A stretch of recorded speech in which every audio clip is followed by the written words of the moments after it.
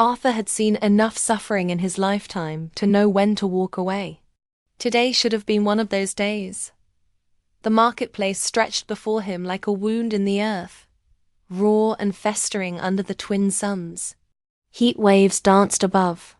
The cracked stone ground, making everything shimmer like a fever dream.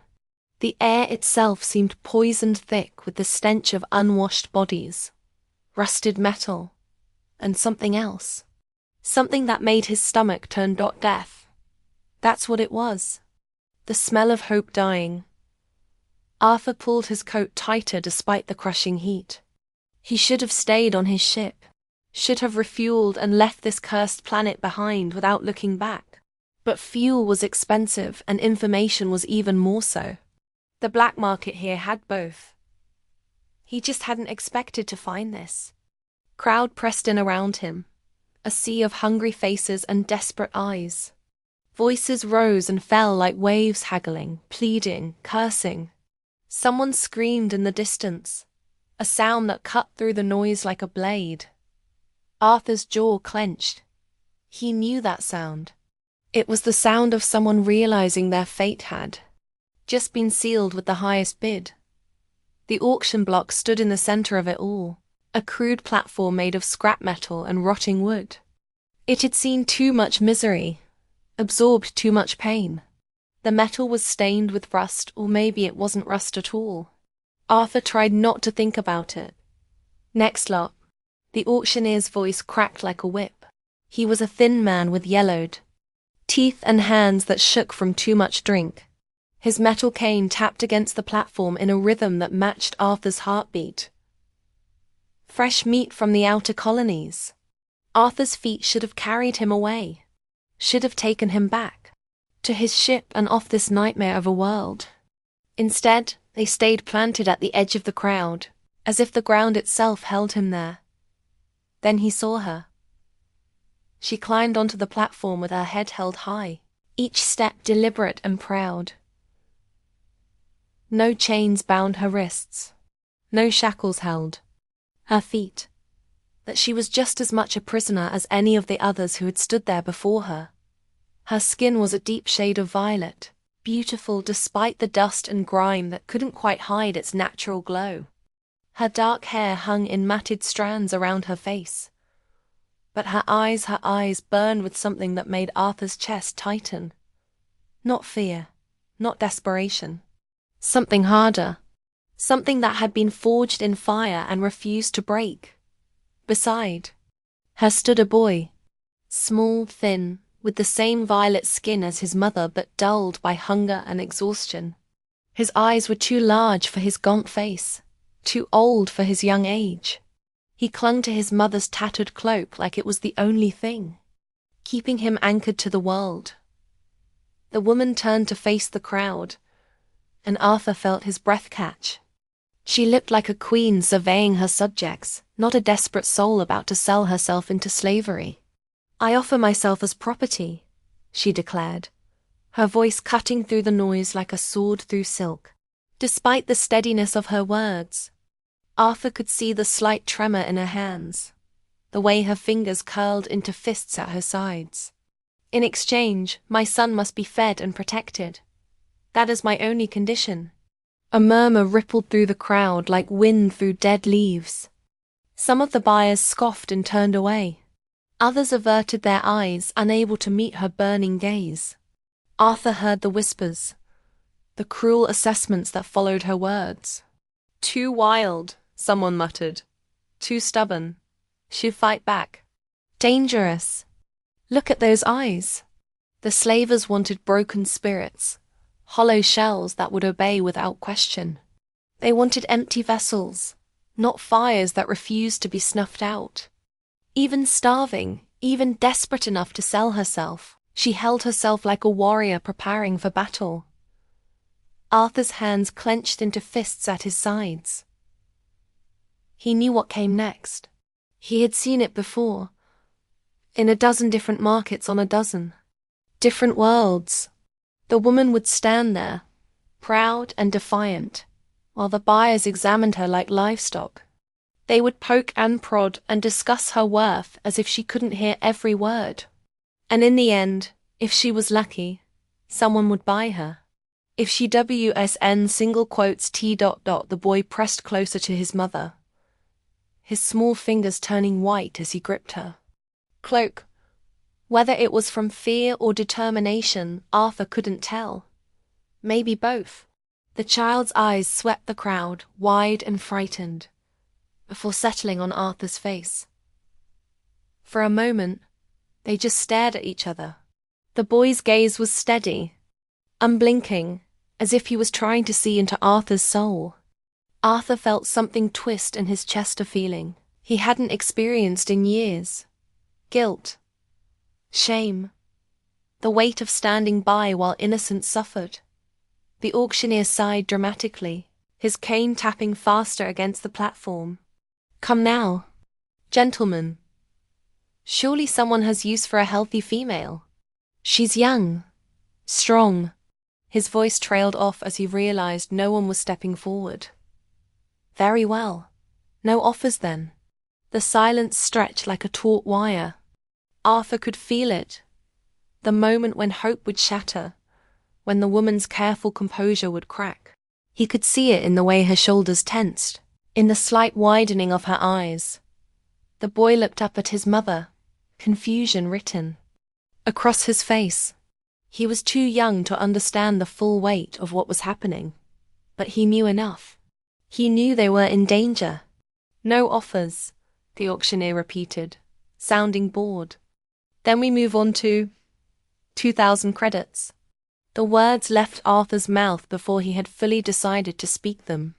They hung in the air like a challenge, cutting through the noise and chatter.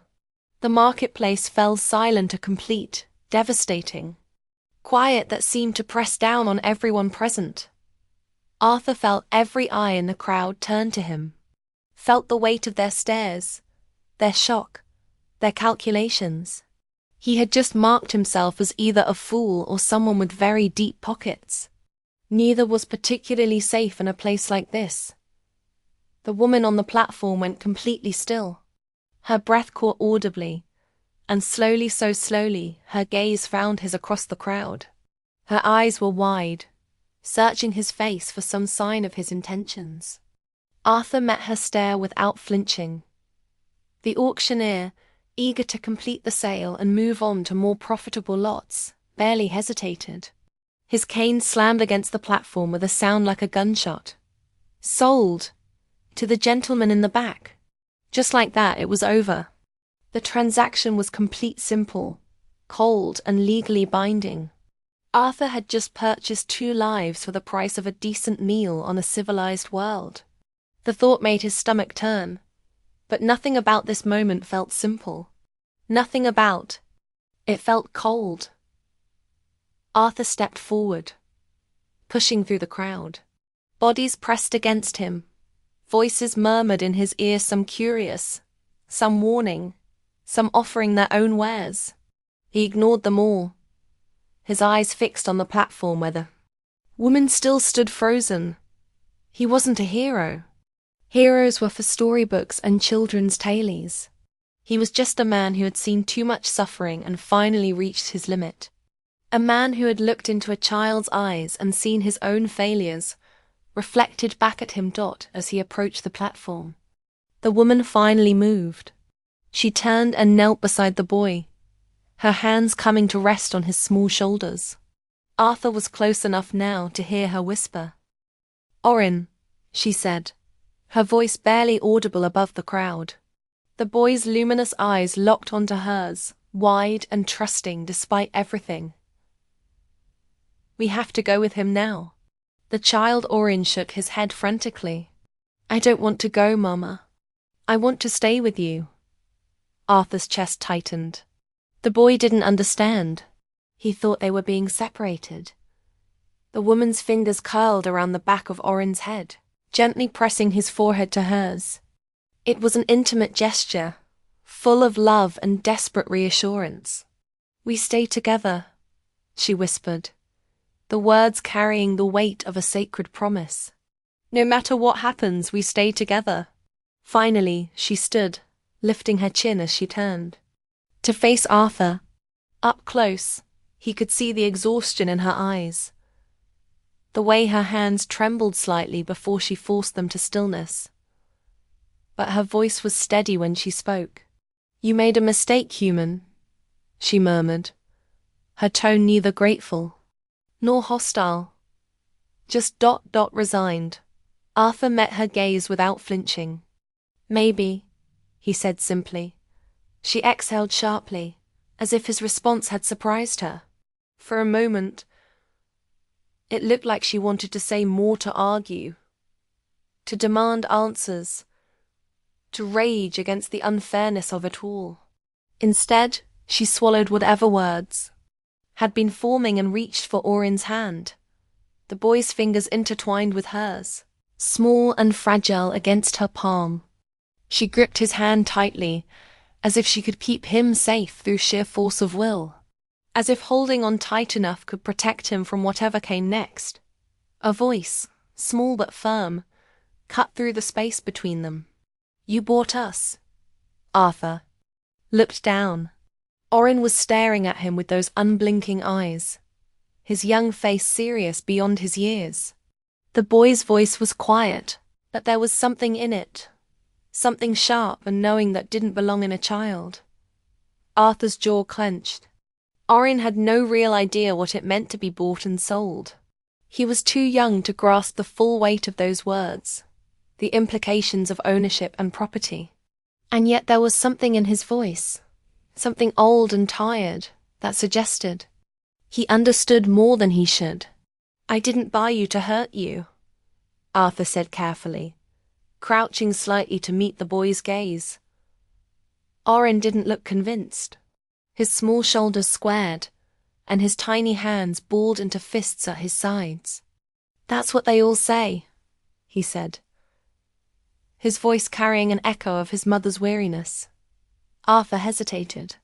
The truth was, he hadn't thought that far ahead. He had seen the woman, seen the way she stood proud and unbroken despite everything, and he had acted before he could think. But now, staring into this child's unblinking gaze, he realized there had never been another option. "You're both coming with me," he said finally, "and you won't be harmed. That's all you need to know right now." Orin's expression didn't change. His mother let out a slow, shaky breath. "And if I don't believe you?" she asked, her voice steady despite the fear Arthur could see lurking in her eyes. Arthur straightened, meeting her gaze directly. "Then you'll just have to watch and see." For a long moment, she studied him, weighing something in her mind. Arthur could see her calculating, measuring his words against his actions, trying to determine if he was just another monster wearing a human face. Finally, with a sharp nod, she turned to her son. "Come, Orin."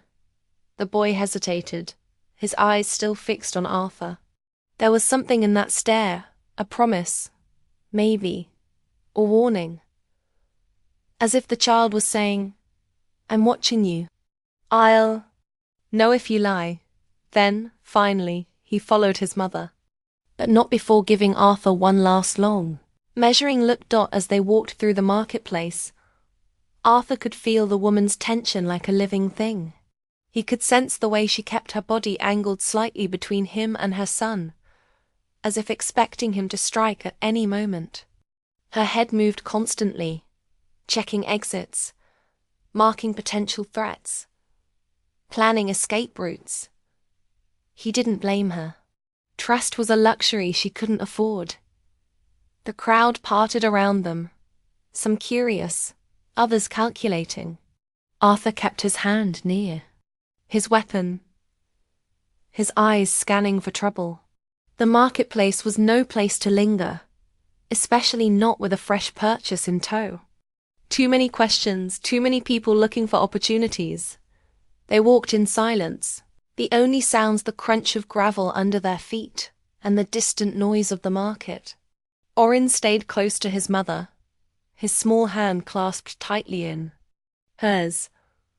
Occasionally, Arthur caught him looking around with wide, curious eyes, taking in the sights and sounds of a world he had probably never seen before. When they reached the docking bay, the woman stopped abruptly. Arthur heard her sharp intake of breath, felt her entire body go rigid with sudden panic. He turned just in time to see the fear flicker across her face, before she buried it beneath a hardened mask. Her grip on Orin's shoulder tightened, her knuckles white with tension. When she spoke, her voice was quiet, but Arthur could hear the raw desperation beneath the careful control. "If you take him from me ... she began, then stopped, as if the words were too terrible to speak aloud. "If you so much as try, I'm not a monster," Arthur interrupted, his voice firm but calm. He could see the way she was spiraling, the way fear was taking hold of her rational mind. "I'm not going to hurt him. I'm not going to hurt you." Her dark eyes, unreadable as deep water, locked onto his. "Everyone says that," she whispered. Arthur exhaled slowly through his nose. She was right, of course. He had no defense against that accusation. No words that could undo the damage done to her. No promises that could erase the fear that had been burned into her bones by whatever horrors she had endured. So instead of arguing, instead of making more promises she wouldn't believe, he simply turned and walked up the ramp into his ship. After a long pause that seemed to stretch for eternity, he heard small footsteps hesitantly following. Then, finally, hers. The moment the ramp sealed shut behind them, the weight of the outside world faded into blessed silence. The marketplace's filth, the stench of desperation, the judging stares of strangers, all of it was left behind, swallowed by the artificial hum of the ship's systems. For Arthur, it was just another day, just another takeoff. But for Rael and Orin, it was something else entirely. Something that would change their lives forever. The boy stood frozen in the entrance corridor, his small violet fingers gripping the edge of his mother's tattered cloak. His wide, luminescent eyes darted around the metal walls, taking in the overhead panels, the dim corridor stretching ahead like a tunnel into an unknown future. The artificial lighting cast a soft blue glow over his deep purple skin, illuminating his features with something that looked almost like wonder. His mouth hung slightly open, his breathing quick and shallow with excitement and fear. "This is a ship," Orin whispered, barely daring to breathe the words aloud. Arthur glanced down at him, amused despite himself. "You've never been on one?" The boy shook his head frantically, his eyes still locked on the curved ceiling above them. He could feel the subtle vibrations beneath his feet as the ship's engines hummed to life, could hear the distant sounds of systems activating and preparing for departure. "I thought they'd be bigger," he admitted, his voice small and wondering. Arthur's lips twitched in what might have been a smile. "Some are. This one's just ... cozy." Orin hesitated, then turned to his mother. "Mama, did you ever go on one before?" Rael's expression barely shifted, but Arthur caught the way her fingers twitched at her side. A memory flickered behind her guarded eyes, something buried deep, something painful that she had locked away and tried to forget. She reached for Orin's hand, her fingers closing around his with careful gentleness. "Once," she said simply, her voice carrying the weight of a story she would never tell. Arthur didn't pry. Everyone had secrets. Everyone had pain they carried. His job wasn't to dig up old wounds, it was to make sure no new ones were created. Instead, he gestured down the hallway. "Come on. You might as well see where you'll be. Sleeping." Orin hesitated for only a second before hurrying after him, his mother close behind. The boy's initial wariness hadn't disappeared entirely, but curiosity was beginning to creep in, pushing his fear aside step by step. His small feet padded lightly against the metal floor as he peered through open doorways, his eyes flicking across control panels and flickering lights like he was trying to drink in every detail. Each new sight seemed to fill him with wonder. The smooth curves of the corridor walls, the soft glow of the emergency lighting, the way sound seemed to travel differently in the enclosed space. "Where do you drive it?" he asked, craning his neck to look up at Arthur. Arthur chuckled softly. "Pilot it, kid. And up front." He jerked a thumb toward the cockpit. "I'll show you later, if your mom doesn't object." Orin turned to Rael expectantly, his eyes bright with hope, but her expression remained carefully neutral, unreadable as stone. She gave Arthur a look that clearly said, "I will kill you if you so much as think about putting my son in danger." But she didn't refuse outright. Arthur took that as a win. Led them further into the ship, stopping at a small door on the right side of the corridor. He pressed a panel, and the door slid open with a quiet hiss that made Orin jump slightly. "Not much," Arthur admitted, stepping aside to let them see inside. "But it's yours." The room was small and functional, just a cot against one wall, a storage unit, and a compact washing station.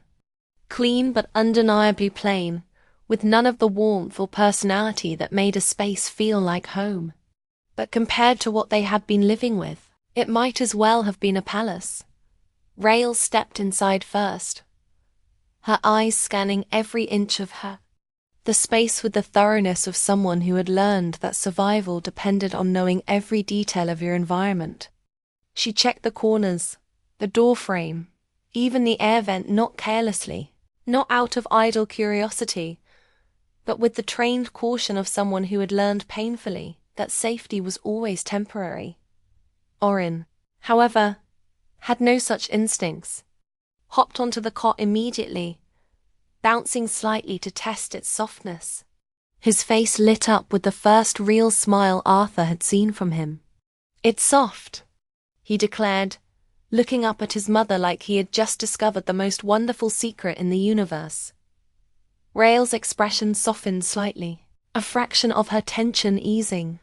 "It's better than the ground," she said quietly. Arthur crossed, his arms leaning against the doorframe. "High praise." She ignored him, but Arthur caught the way her lips almost curved into something that might have been a smile. Orin flopped onto his back, staring up at the ceiling with wide, wondering eyes. His tiny fingers traced invisible patterns against the metal walls, exploring this new world through touch as much as sight. "Are we going to stay here forever?" he asked, his voice muffled by the pillow. Arthur shifted slightly, considering his answer. "Not forever. Just until we figure things out." Orin turned his head to look at him, those large eyes suddenly serious. "What's to figure out?" Arthur hesitated. The kid's voice was light and innocent, but there was something beneath it, something small and fragile, and desperately searching for reassurance. A child's need to know that the adults in his life had a plan, that someone was in control. Rael answered before Arthur could find the words. "That's not your concern," she said gently, sitting down beside her son on the cot. Her hand smoothed over his hair with infinite tenderness. Orin frowned slightly, but he didn't argue. He had learned early that some questions were better left. UNASKED. Arthur took that as his cue to leave.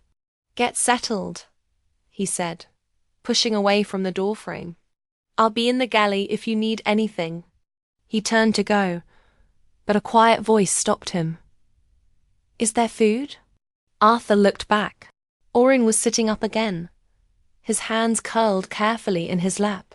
His expression was neutral, carefully controlled, but Arthur had heard that tone before. The false lightness, the forced indifference, the way a starving child asked for something they weren't sure they were allowed to have. Arthur's jaw tightened. "Yeah, kid, there's food." Orin blinked as if he hadn't expected that answer. He turned to his mother for confirmation, but Rael's expression was as unreadable as ever. Arthur jerked his head toward the corridor. "Come on." Orin hesitated for a moment, then slid off the cot and padded silently after him. Rael followed, her presence a silent, ever-watchful shadow that never strayed far from her son. The galley was small and practical, designed for efficiency rather than comfort. A metal table sat in the center, surrounded by simple chairs. Storage units lined one wall, and the faint hum of the cooling system filled the air with a steady, reassuring sound. Arthur moved to the cabinets, pulling out several ration packs. They weren't fancy protein bars, nutrient-dense bread, a few vacuum-sealed fruit slices, but they were real food, and there was enough to feed them for days. He set the supplies on the table and stepped back, giving them space. Rael didn't move. She stood perfectly still, staring at the food like it might disappear if she looked away. Arthur arched an eyebrow. What now? She was studying the ration packs with the intensity of someone trying to solve a complex puzzle. Then, slowly, she picked up one of the protein bars and turned it over in her hands, examining it from every angle. "You eat first," she said quietly. Arthur blinked, then understanding hit him like a physical blow. She thought it might be poisoned. Of course she did. Trust was a luxury she couldn't afford, not with her son's life at stake. His stomach twisted with a mixture of anger and sadness, but he didn't argue. Instead, he unwrapped one of the bars, took a slow, deliberate bite and swallowed.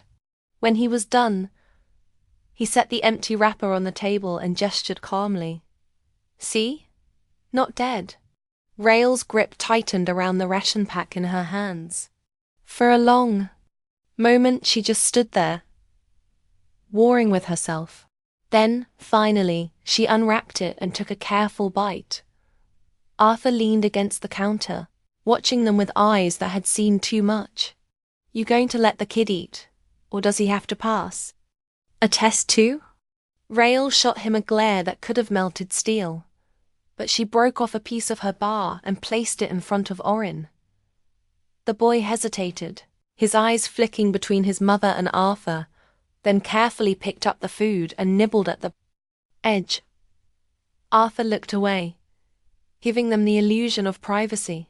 He busied himself with the cooling unit, pulling out a small canister of water. The sound of the seal breaking seemed unnaturally loud in the quiet galley. He poured the water into a metal cup and slid it toward Orin. The boy stared at it for a moment, then up at Arthur with those wide, questioning eyes. Arthur sighed. "It's just water, kid." Orin hesitated, then reached out and took a tentative sip. When nothing happened, he drank more faster, like he expected it to be taken away at any moment. Arthur said nothing, but he had seen this behavior before. The desperate way the truly hungry ate, as if each bite might be their last. Rael had seen it too. She pressed her palm to Orin's back, rubbing slow, soothing circles. Her fingers lingered just a little longer than necessary, as if she could somehow absorb his pain and fear through touch alone. Arthur exhaled slowly. "Why'd you sell yourself, Rael?"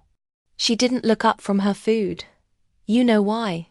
"Yeah," he admitted. "I do." The honesty seemed to surprise her. She glanced up at him, studying his face for signs of judgment or pity. Finding neither, she looked away again. Orin finished his food, setting the wrapper aside with careful precision. He swung his legs under the table, too short to reach the floor, and Arthur was struck by how small he looked in the adult-sized chair. "Arthur," the boy said quietly. Arthur raised an eyebrow. "Yeah?" Orin hesitated, his young face serious. "Are we going to stay here a long time?" Arthur met his gaze, considering his answer carefully. This wasn't a question he could answer lightly. You'll stay as long as you need to, he said finally. Orin frowned, as if trying to decide whether that was good enough.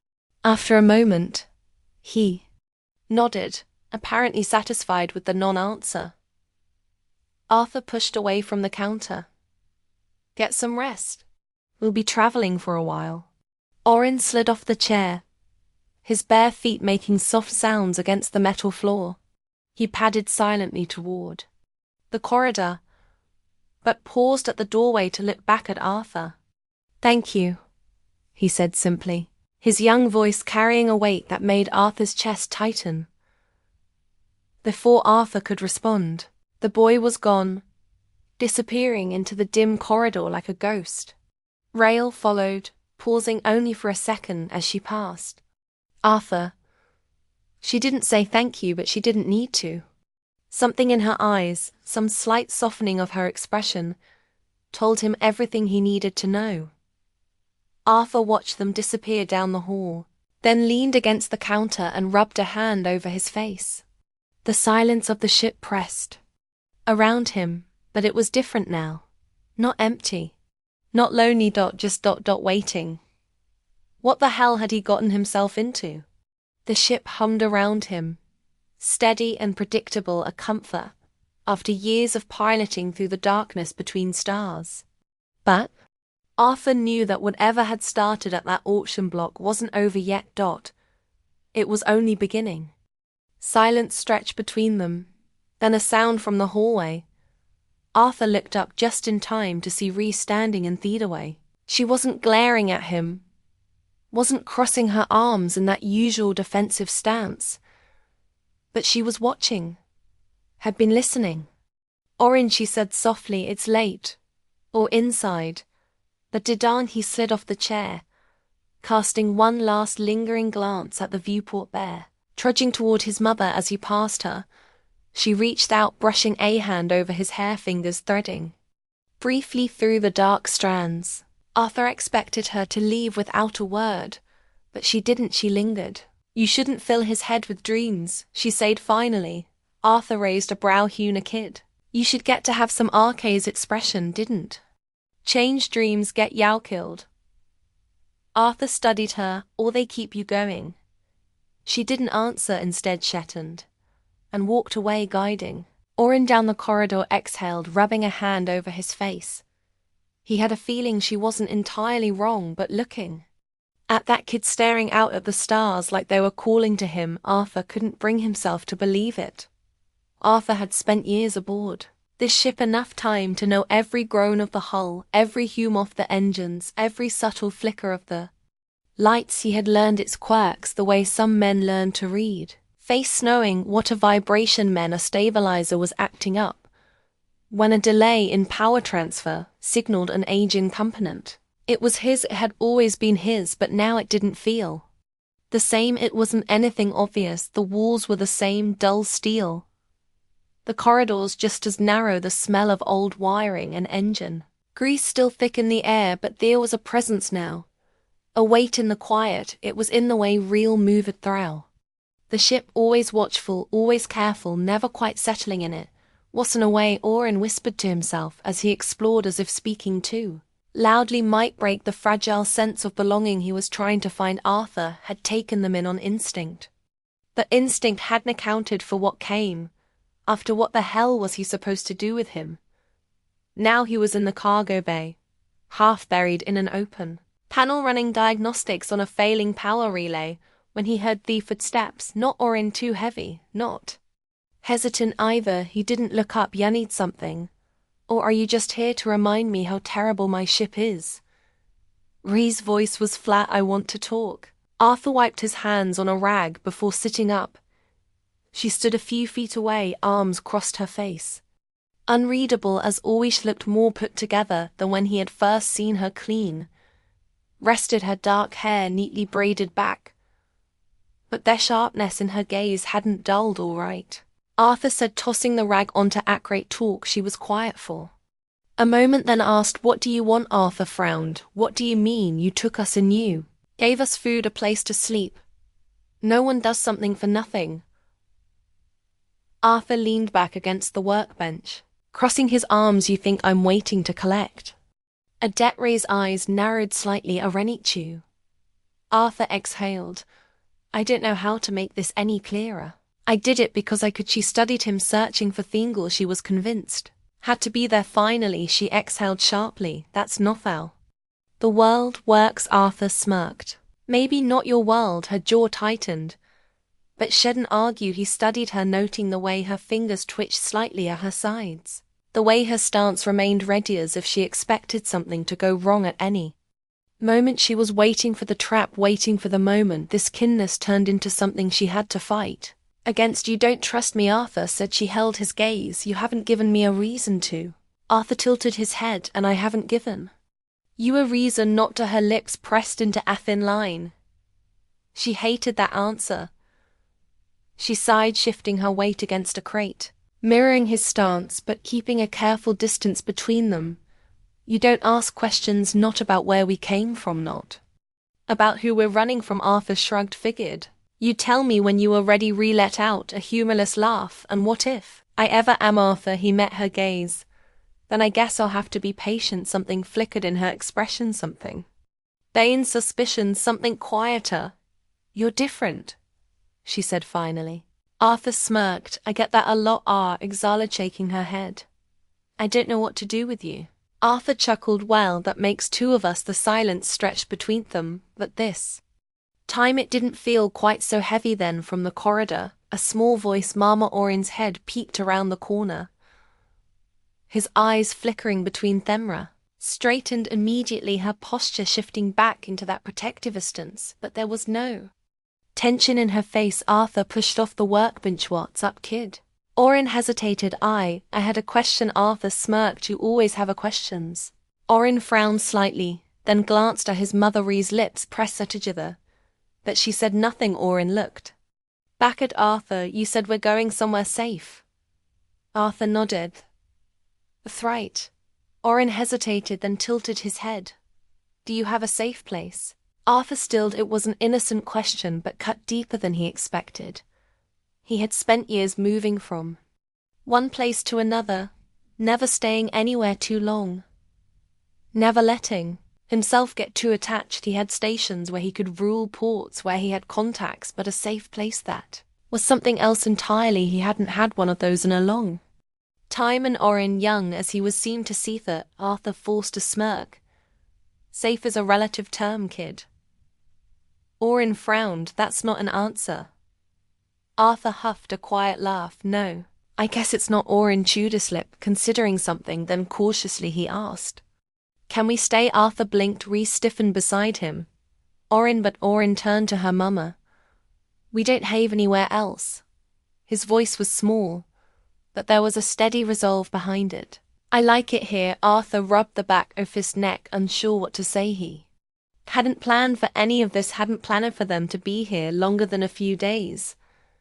Hadn't planned for a kid to look up at him and ask if this ship could be a home. He glanced at Reel. She was staring at her son, her expression torn between guilt, hesitation, and something else, something unfamiliar. Hope. Arthur exhaled, looking between them. Let's just take things one step at a time, he said finally. We'll figure it out as we go. And studied him for a moment, then nodded. Ree didn't say anything, but she didn't argue either. Arthur watched as they took Orin's hand and led him back down the corridor. She hesitated before turning the corner, glancing back at him. It was the first time she looked at him without suspicion. Then she was gone. Arthur let out a slow breath, running a hand through his hair. This was getting complicated, and for the first time a long time he didn't mind. Then a sharp beat cut through the silence. Arthur frowned, his fingers hovering over the console as he studied the screen. Unknown sender, no identification. That was never a good sign.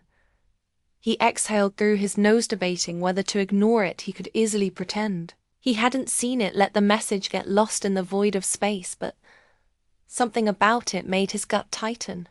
He tapped the control, bringing up a scrambled waveform of the incoming signal.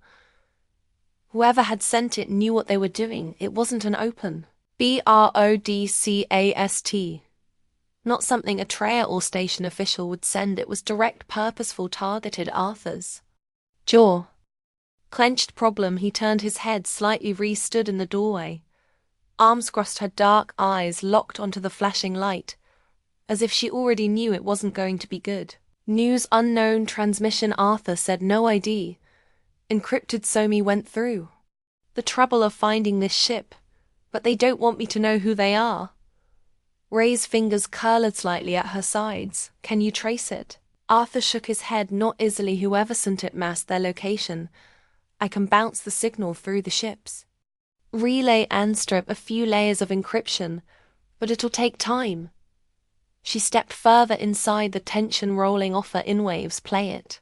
Arthur hesitated, then tapped a command. The speakers crackled at first. It was only static, then a distorted voice came through, mechanical and distant. Captain Vance. Arthur's back stiffened. It wasn't his name that put him on edge. It was the way it was. SAI-DCM. Certain, like the center already knew exactly who he was. We know what you have. A voice continued. You're harboring stolen property. Arthur's fingers twitched over the controls. Inhaled sharply. Beside him. But she didn't speak. You will surrender it, the voice went on. Or we will take it. Static swallowed the final words, and then the message was gone. The cockpit fell in hissance, thick and heavy. Arthur exhaled, slowly rolling his shoulders as Helen back in his chair. Well, that's vague and ominous. Ree didn't move. She was staring at the console, her jaw tight, her breathing just a little too controlled. Arthur glanced at her. I take it you recognize that voice. She swallowed, no hurt to brow. She clenched her fists. I don't need to. I know what they are. Arthur exhaled through his nose. You're going to tell me, or do I get to keep playing guesswork while some mystery bastards track us through the void? Ree didn't answer right away. She turned, pacing a short line across the cockpit before stopping abruptly. They're not after you, she said finally. They're after me. And Orin. Arthur waited, letting feculence stretch, giving her the space to decide how much she was willing to say. Her shoulders rose and fell with a slow breath. There's a group, she said. They didn't go by name, not publicly, but you know them if you saw them. They deal in trade seance, mostly the ones people think don't matter, the ones without power, without protection. They find them, take them, and then they sell them to whoever's willing to pay. Arthur's jaw clenched. Slavers, his hands curled into fists before he forced himself to relax them. They had me, readmitted, her voice quieter now. Years ago I got out, I ran, and they didn't like that. Arthur exhaled slowly, his mind fitting the piece together, and Orin. Ray's grip tightened at her sides. They wanted him, not for labor, not for trade, for experiments. Arthur's gut twisted, returned to face him, her expression unreadable. I don't know how they found us again. We stayed off the grid for years. I've been careful. She exhaled sharply. But they always come back. Arthur studied her for a long moment. Then without a word he turned her back to the console, fingers flying over the controls as he pulled up the ship's navigation screen. Ralph frowned. What you doing, changing course? Arthur said they sent that message because they think they know where we are, which means sitting still is the dumbest thing we could do. The engines hummed beneath them as Arthur input a new route, setting their course toward one of the more isolated sectors of the system. Recrossed her arms. You don't have to do this, Arthur snorted. You're right. I don't. He tapped a command, locking in the coordinates, and yet here we are. She stared at him, searching his face. Isn't your fight? Arthur met gaze. It is now. Something flickered in her expression. Something sharp, uncertain, unreadable. Then from the corridor, a small voice. Mama. They both turned. Orin stood just outside the cockpit, rubbing his eyes, his small frame backlit by the dim hallway lights. His voice was groggy, but there was a tension in his stance, as if even in sleep he had sensed something was wrong. Ree was at his side, in an instant crouching to his level, her hands on his shoulders. It's all right, she murmured. Go back to bed. Orin blinked up at Arthur. Instead, what happened? Arthur hesitated. He could lie, he could brush it off, tell the kid everything was fine. But Orin had lived his whole life on the run. He had learned to recognize danger the way other kids learned. Bedtime stories, Arthur sighed. We might have some trouble coming our way. Orin's eyes flickered with understanding far beyond his years, but he didn't look afraid. He looked at Real, his mother, his protector, the one who had always kept him safe. And then slowly, cautiously, he looked at Arthur like he was deciding if Arthur was part of that safety now too. Arthur exhaled, running a hand through his hair. Go get some rest, kid, I've got this. Orin studied him for a long moment, then finally he nodded, re-watched as he turned and patted back down the corridor, disappearing into the shadows. She straightened her gaze, lingering on the hallway. Arthur leaned back against the console, crossing his arms. We should probably talk about what happens when they find us. Ray's jaw tightened. If Arthur smirked, I like the optimism, but let's be real. When she exhaled, turning to face him fully, I won't let them take him. Arthur nodded. Good. Frowned slightly. You believe me? Arthur met her gaze. I believe you died before letting that happen. His voice was steady, but I rather not let it come to that. She studied him, something unreadable in her expression. Then finally she gave a slow nod. Arthur exhaled, glancing back at the blinking red light on the console. Things had just gotten a hell of a lot more complicated. And for the first time in years he cared. Arthur had been in plenty of fights before, brawls in back alley cantinas, shootouts on lawless moons, narrow escapes from planetary enforcers who didn't take kindly to smugglers.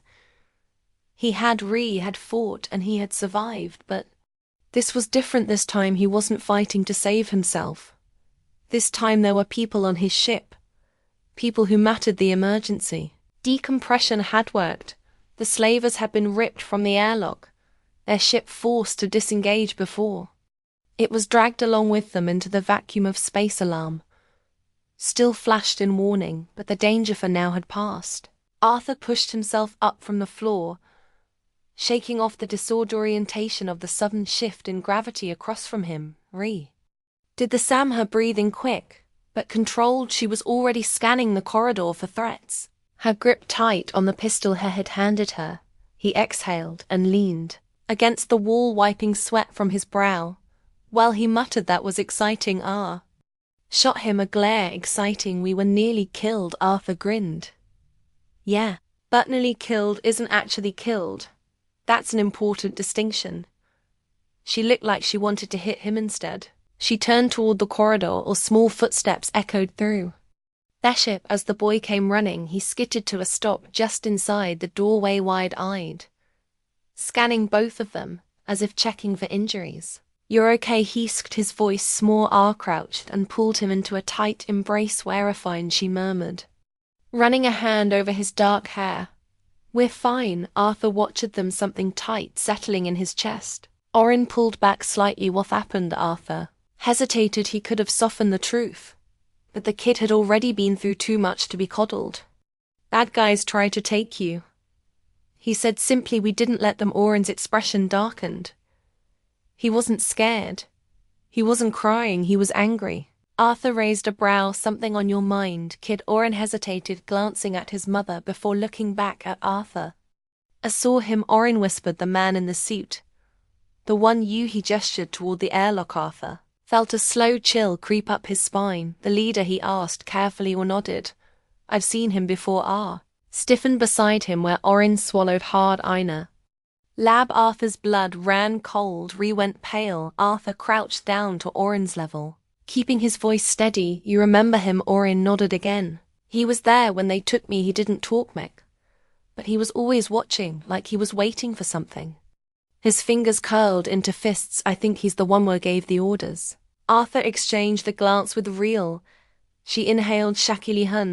Not just a slaver, she murmured. He's something worse. Arthur had spent years dealing with criminal syndicates and mercenaries, but slavers were different. They weren't just running a business, they enjoyed what they did. And the ones who experimented on their captives, they were the worst of them all. Arthur straightened, his jaw tightening. If he was watching you before, he'll be watching again. Nodded grimly. We need to leave. Arthur was already ahead of her, moving back to the cockpit and slamming into his chair. His fingers danced over the controls, checking the status of their pursuers. The slaver ship had drifted, its systems struggling to recover. From the force separation, it wasn't gone, just damaged, not good enough. Arthur adjusted the thrusters, setting in new coordinates. We're jumping now. R slid into the co-pilot's seat, scanning their radar. Are they still tracking us? Probably, Arthur muttered. But let and make it harder for them. The ship vibrated as the engines roared to life. Arthur engaged the hyperbird, pushing the old vessel faster than was strictly safe. Vestas outside the viewport stretched blurred, and then they were gone. Silence filled the cockpit, the only sound waste faint hum of the ship stabilizing after the sudden jump. Arthur exhaled and leaned back in his chair. That should buy us some time. Ree was watching him, not with suspicion. This time not even with skepticism. Something had shifted. You saved us, she said quietly. Arthur rolled his shoulders. Yeah. Well, can't have my ship getting taken over by slavers. Bad for business. Well, gave him a look. That's not why you did it. Arthur met her gazebo smirk fading lightly. No, he admitted. It's not. A long silence stretched between them. It wasn't uncomfortable, but it was heavy. Then Ree, out of breath, and leaned back at her seat. So what now? Arthur tilted his head, considering the question. We keep moving. We stay ahead of them, and we find a way to stop them from coming after you again. Ree studied him. You're really in this, aren't you? Arthur smirked. What can I say? You two are growing on me.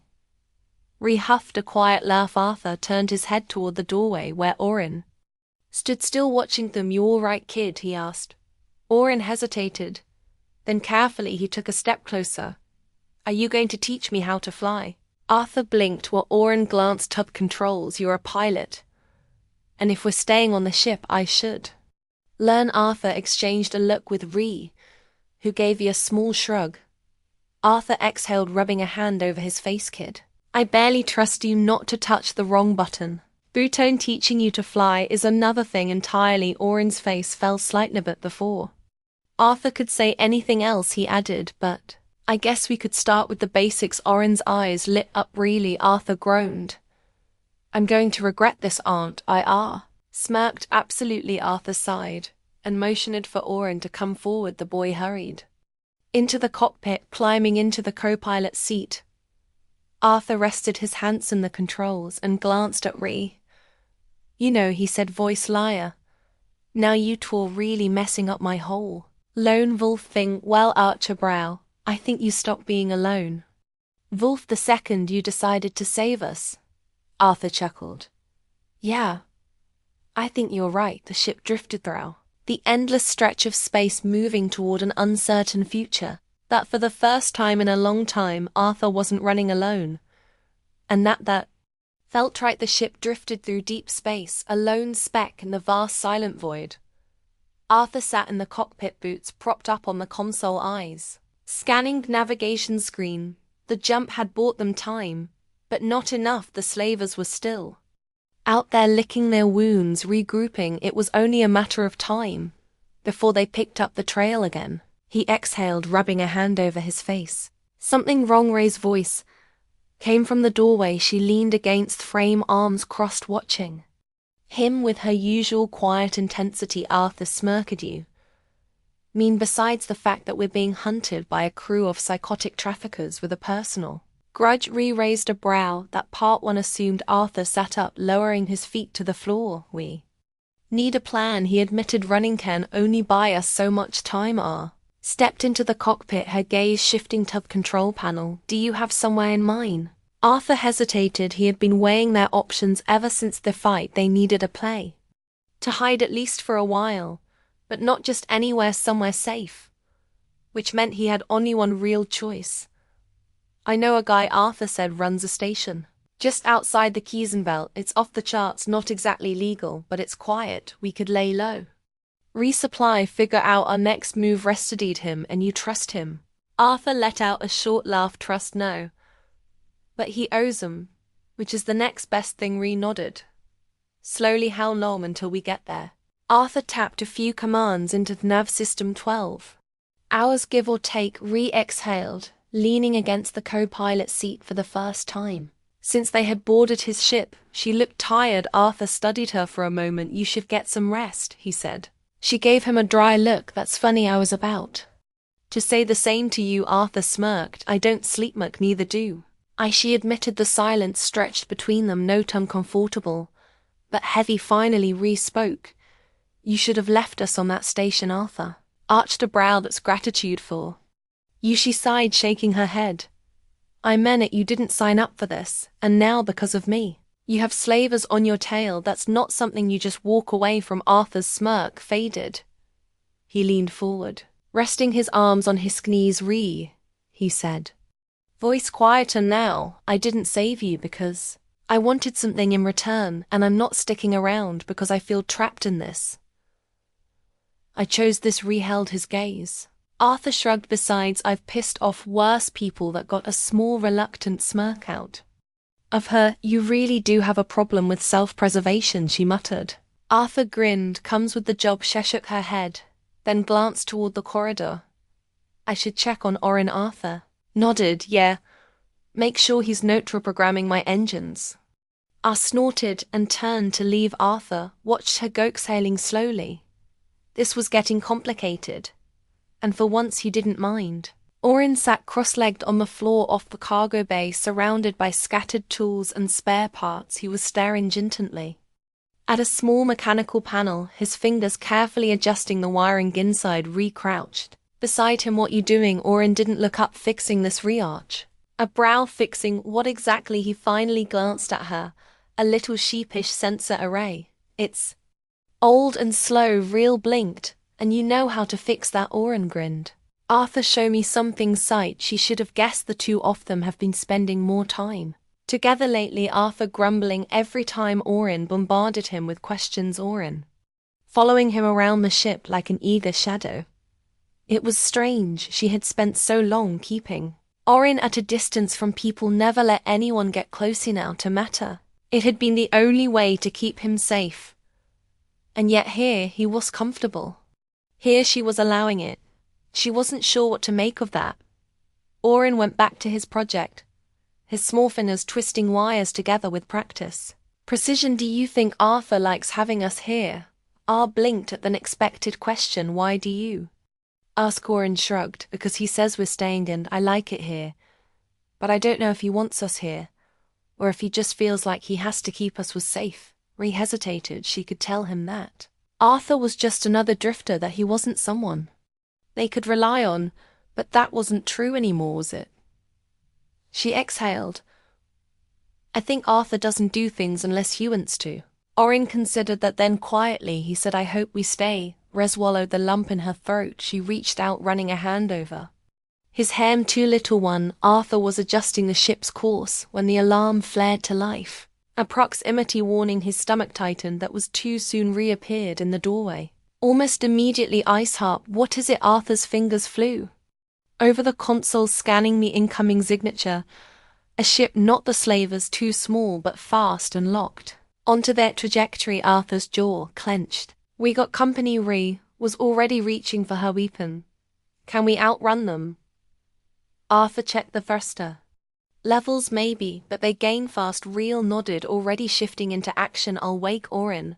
Arthur grabbed her wrist before she could turn away. She tensed, eyes flashing in surprise. "Wait," Arthur said. "Let her not panic just yet." She held his gaze, then nodded. Slowly Arthur released her and turned back to the controls. He switched the comms on, adjusting the frequency. A crackle of static filled the cockpit, then a voice. "Thanks, bet you." Arthur froze. The voice was familiar, too familiar. Ralph frowned. "Who is that?" Arthur exhaled sharply. "Trouble," he muttered. The comms crackled again. "You're a hard man to find. Thanks, and rumor has it you're carrying some valuable cargo." Arthur tightened his grip on the controls. He knew that voice. And if he had found them, the slavers weren't far behind. Arthur exhaled, slowly glancing at Reel. "We need a new plan," he said. Her expression hardened. "Then let's make one." Arthur smirked despite the tension in his chest. "Now you're talking." Ship kept drifting, the unknown vessel closing in, and Arthur had a feeling things were about to get a hell of a lot more complicated. Arthur had been in enough bad situations to recognize When one was about to go from bad to worse, the unknown ship was closing fast, too fast for it to be anything but trouble, and when Cade Very's voice crackled through the calms, smooth and knowing, Arthur felt fury of past mistakes settle in his gut. Vance bet you. Arthur didn't react outwardly, but his fingers tightened over the controls. It had been years since he'd heard that voice, and yet it carried the same smugness, the same unshakable confidence. Yeah. Cade, it's me. A chuckle came through the speakers. You're a hard man to find, and rumor has it you're carrying some valuable cargo. Arthur exhaled slowly, his eyes flicked toward Reel, who was watching him closer. Suspicion and tension coiled in her stance. What does he mean? She asked quietly. Arthur didn't answer, not yet. Instead, he flipped the comes back on. You always did have a knack for showing up at the worst possible time. Kate let out a low laugh. Come on now, Vance. This doesn't have to be difficult. You hand over the woman and the kid and we all walk away happy. Arthur forced a smirk here.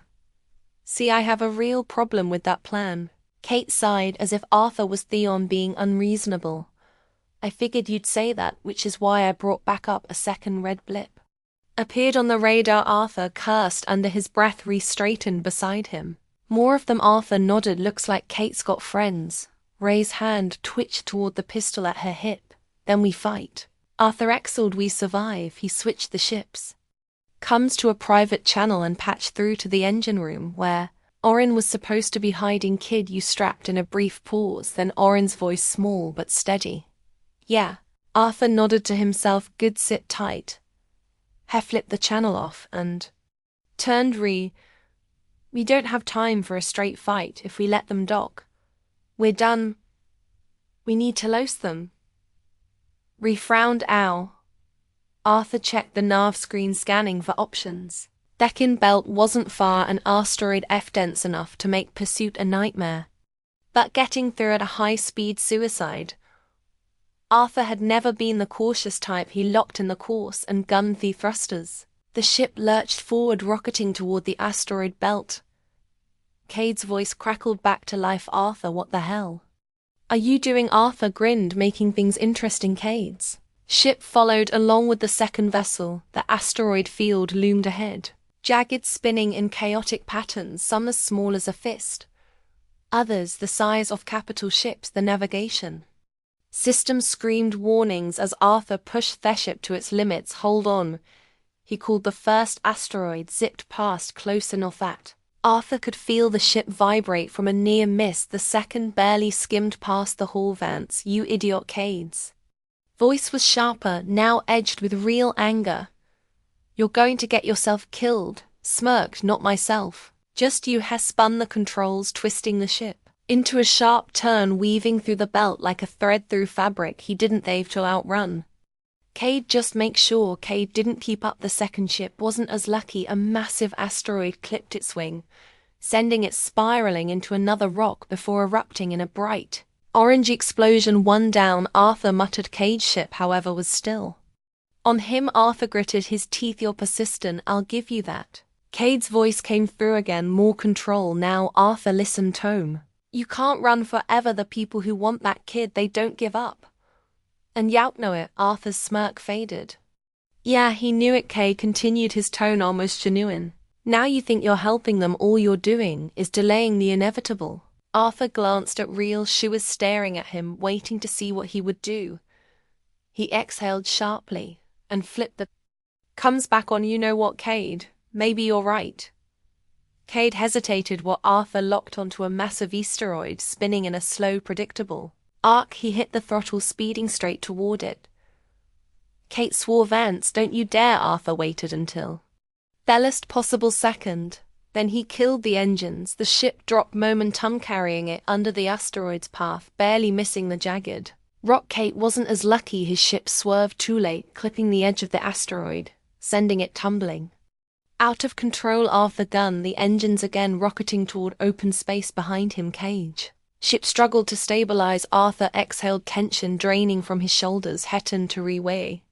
Clear. Ree let out a slow breath, sinking into the co-pilot scare. That was reckless. Arthur smirked.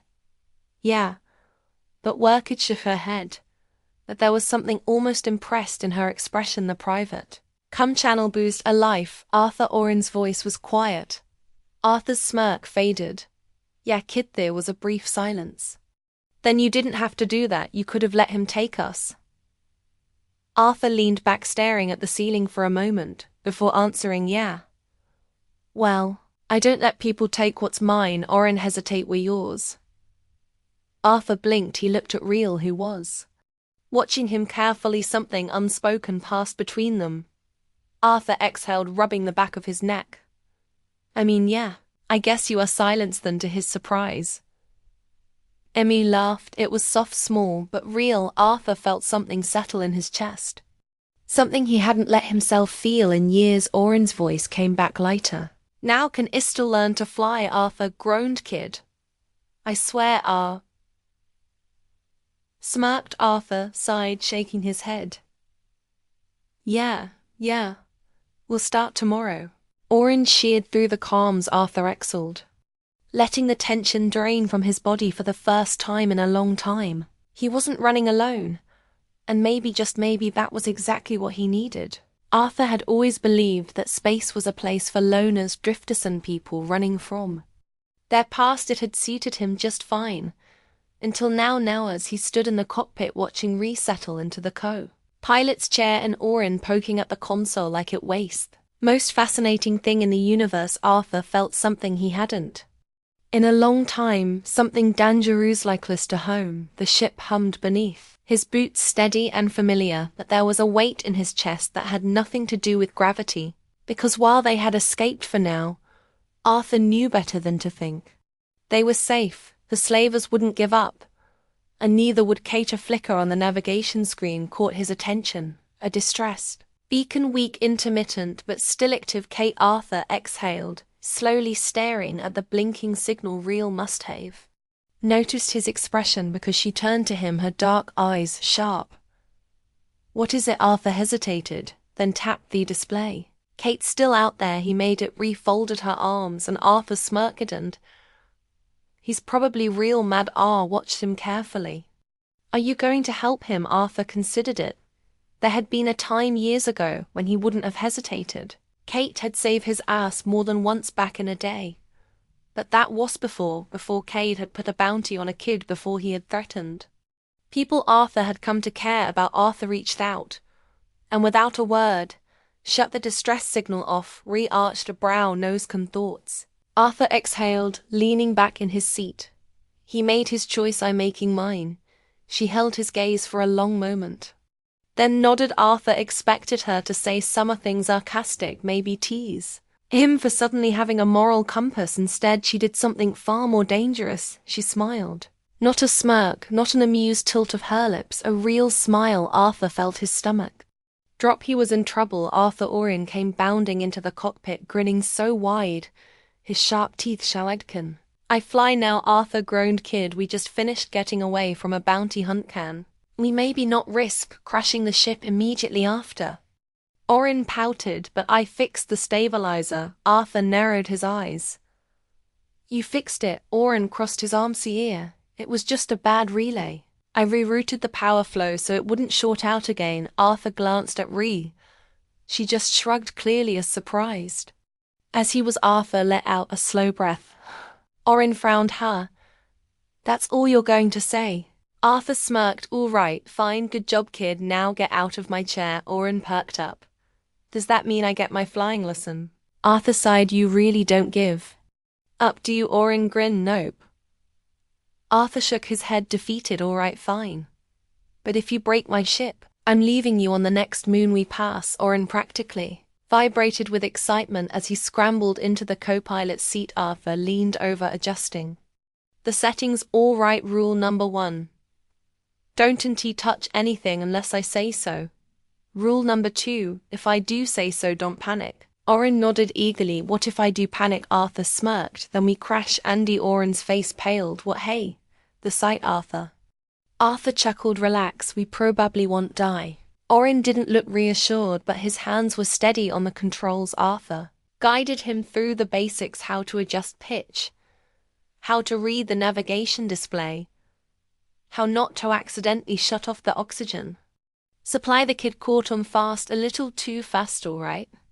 I think that's enough for today, Arthur said, reaching to switch back to autopilot. But I want to try Atten, Orin protested. Arthur shook his head. No way, first-time flyers don't get over before. He could finish Orin accidentally. He nudged the thruster controls. The ship lurched, tilting sharply. Arthur's stomach dropped. Damn it, Kit, Orin yelped, gripping the seat. Sorry, Arthur quickly regained control, leveling them out. A tense silence followed, then re-laughed. Arthur turned to her, incredulous.